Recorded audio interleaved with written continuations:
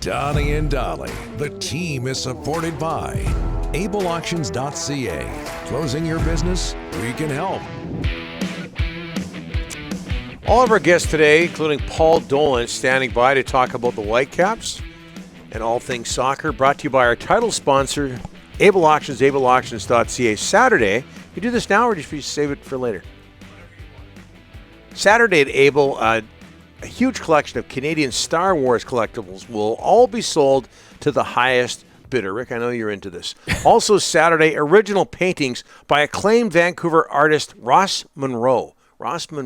Plus totem poles and First Nations carvings. These are beautiful. The contents of a bankrupt arcade with dozens of arcade games and a lot more. No confirmation from Jeremy Dodd of Able on whether or not Space Invaders game is available. Oh, these that brings back memories, those arcades. Oh, they're still around. Are they still around?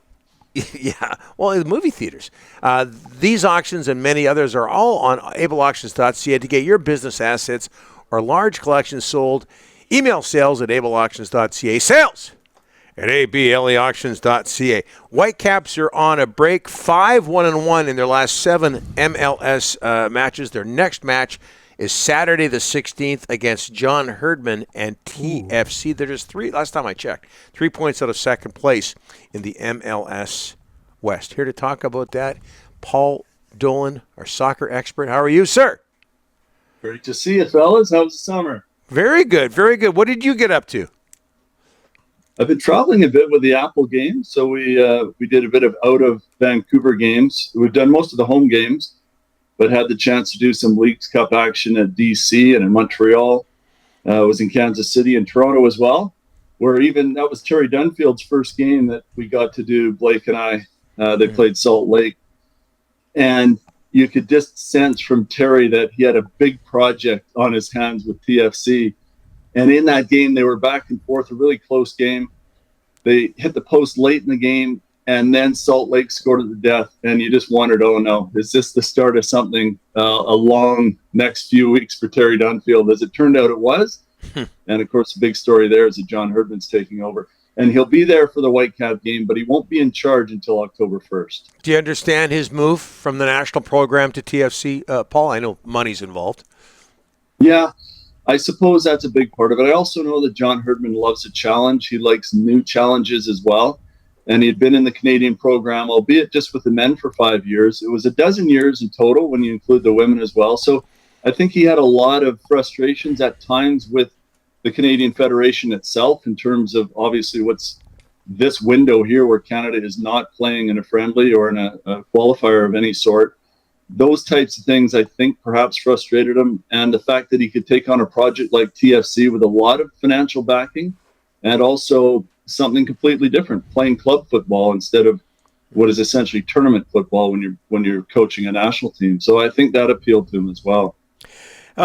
Paul, let's talk about the Whitecaps, undefeated in the first 3 games of that 7-game road trip. Only 3 points out of second place in the Western Conference. What's been going right for them the last little while? 2 words, Ryan Gauld. Yeah.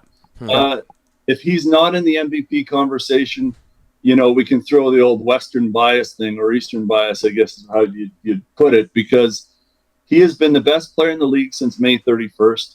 He is absolutely the most selfless designated player. Vanni Sartini often likes to call him the working man's DP because of his play on both sides of the ball. He's been fantastic in terms of his energy output, his combining with Brian White in particular.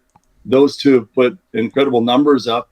Ryan Gauld in the team of the week again, as he has been almost every week since May 31st. It was a slow start for him, if you remember. Yeah.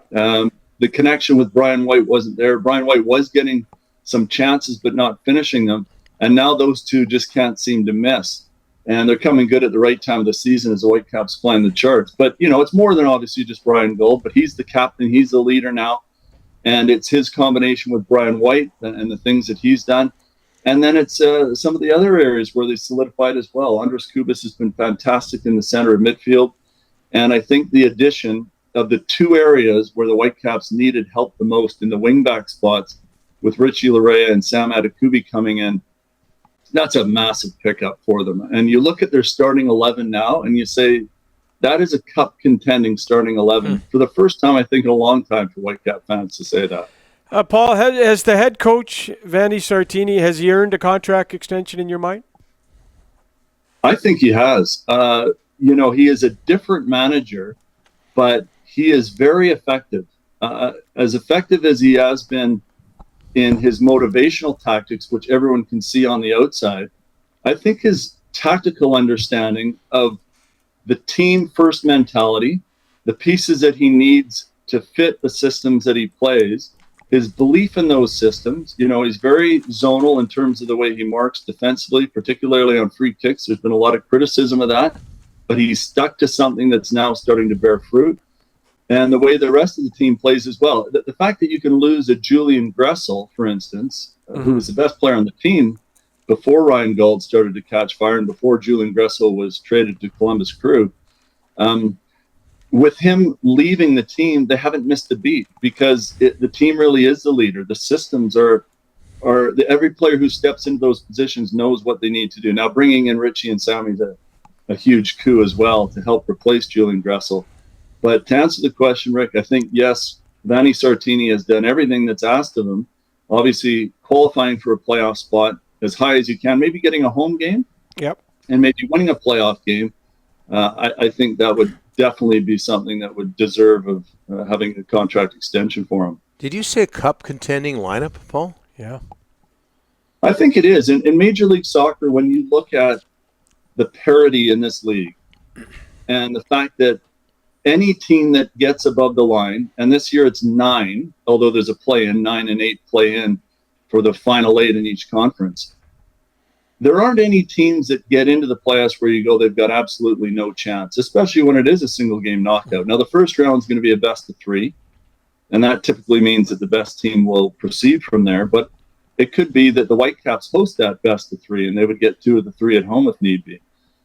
And as I say, when you look at the 11 that they've got right now, plus some of the depth where they've not really had it before, I don't think it's an overstretch. Now, you can't lose Ryan Gauld, you can't lose Brian White, you can't lose Andres Cubas. Those players are too integral to the team to not have going into the playoff run and into the playoffs themselves. But if they're healthy, there's no reason that the Whitecaps can't be considered a team that can go really far this year. Okay, I got to ask you this as we end things here, but what's Messi doing for MLS, Paul? I'm glad you asked, because he is lifting me off my seat, and I know he's doing it to a bunch of other people. And isn't that what we ask in sports? And I get tired of people who say things like, oh, it's MLS, it's showing how poor the defending is. He's done that at every league, at every level, at every point in his career. He did it 6 months ago in Qatar, where he was the best player in the tournament, and Argentina won the World Cup. And yes, he's 36, but he's a surgeon. He's a surgeon like Tom Brady's a surgeon at the age of 40, having his best numbers ever with Tampa Bay, because he knows what is needed at the times that are needed. If you watch him in the 90 minutes that he's on the park, he's strolling, he's walking about for a great portion of it, but he's always clued into what's going on, where the ball is going to be next. Then he makes that run, then he makes that pass, then he finishes that strike or the free kick that he gets late in the game. Mentally, he's so switched on. He's playing like a 28-year-old, and it's not because of the caliber of Major League Soccer. It's because of the caliber of Leo Messi. And what has he got? 10, 11 goals now and assists as well. Almost every goal that he scored, I'm honestly jumping out of my seat. You know, like the Colorado TCU football game this weekend. That's, to me, what sports is about. Those types of moments, maybe unexpected, or with Messi, it is expected. But that, to me, is what, brings fans out of their seats, those types of moments. And Messi seems to bring it every single game. It's been fantastic to watch. Yeah, and the conversation last days afterwards, I totally agree with you. Paul, outstanding. We'll get you back soon. Okay, good to see you guys again.